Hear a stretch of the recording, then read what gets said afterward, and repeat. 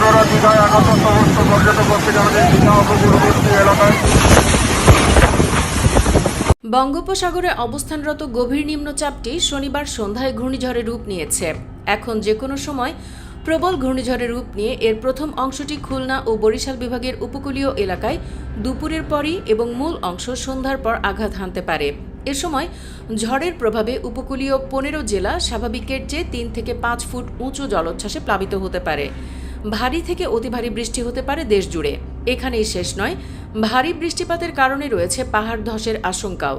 ঝুঁকি বিবেচনায় পায়রা ও মোংলা সমুদ্র বন্দরকে 7 নম্বর এবং চট্টগ্রাম সমুদ্র বন্দর ও কক্সবাজারকে 6 নম্বর বিপদ সংকেত দেখাতে বলেছে আবহাওয়া অধিদপ্তর।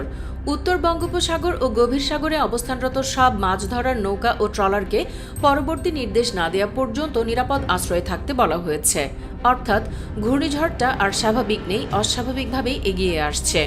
গতরাতে ঘূর্ণিঝড় রেমালের সর্বশেষ পরিস্থিতি নিয়ে বৈঠক শেষে এক ব্রিফিংয়ে দুর্যোগ ব্যবস্থাপনা ও ত্রাণ প্রতিমন্ত্রী মোহাম্মদ মহিবুর রহমান বলেন, ঘূর্ণিঝড়টি 16 থেকে 17 কিলোমিটার বেগে ধেয়ে আসছে উপকূলের দিকে। আজ ভোর থেকে ঘূর্ণিঝড় রেমাল প্রাথমিকভাবে আঘাত হানতে শুরু করবে। ঘূর্ণিঝড়টি অতিক্রমের সময় বাতাসের গতিবেগ 110 থেকে 130 কিলোমিটার পর্যন্ত হতে পারে। এর সময় 3 থেকে 10 ফুট জলোচ্ছ্বাসে প্লাবিত হতে পারে উপকূল। আজ সকালে 10 নম্বর মহাবিপদ সংকেত জারি করা হতে পারে। প্রচুর বৃষ্টিপাত হবে, এজন্য পাহাড়ি অঞ্চলে ভূমিধস হওয়ারও আশঙ্কা রয়েছে। এর আগে গতকাল বিকেলে ঝুঁকিপূর্ণ বিবেচনায় দেশের 6 জেলায় ঘূর্ণিঝড় মোকাবেলায় জেলা ও উপজেলা প্রশাসনকে বিশেষভাবে প্রস্তুত থাকার নির্দেশ দিয়েছেন দুর্যোগ ব্যবস্থাপনা ও ত্রাণ প্রতিমন্ত্রী মোহাম্মদ মহিবুর রহমান। জেলাগুলো হলো সাতক্ষীরা, বাগেরহাট, খুলনা, বরগুনা, পটুয়াখালী ও ভোলা।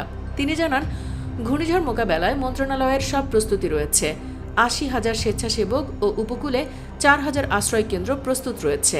তারপরই আবহাওয়া অধিদপ্তরের আবহাওয়াবিদ মোহাম্মদ বজলুর রশিদ গত রাত 1টায় বলেন, উপকূলীয় জেলাগুলোতে ঘূর্ণিঝড়ের প্রভাব রবিবার সকাল থেকেই শুরু হবে। ঘূর্ণিঝড়টির অগ্রভাগ দুপুরের পর থেকে শুরু করে লম্বা সময় ধরে রাত পর্যন্ত স্থলভাগ অতিক্রম করতে পারে।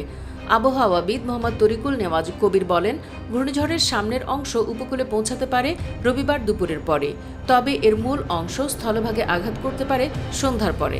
দর্শক, ঘূর্ণিঝড়ের প্রভাবে সারা দেশে মোটামুটি বাতাস বা বৃষ্টি বয়ে যাচ্ছে। আপনার এলাকার কী অবস্থা? কমেন্টে জানিয়ে দিন আপনার জেলার নাম ও সেখানকার সবশেষ আপডেট। সেই সাথে ভিডিওটি লাইক, শেয়ার করুন আর ঘূর্ণিঝড় রেমালের সবশেষ আপডেট জানতে চ্যানেলটি সাবস্ক্রাইব করে রাখুন। ধন্যবাদ সবাইকে।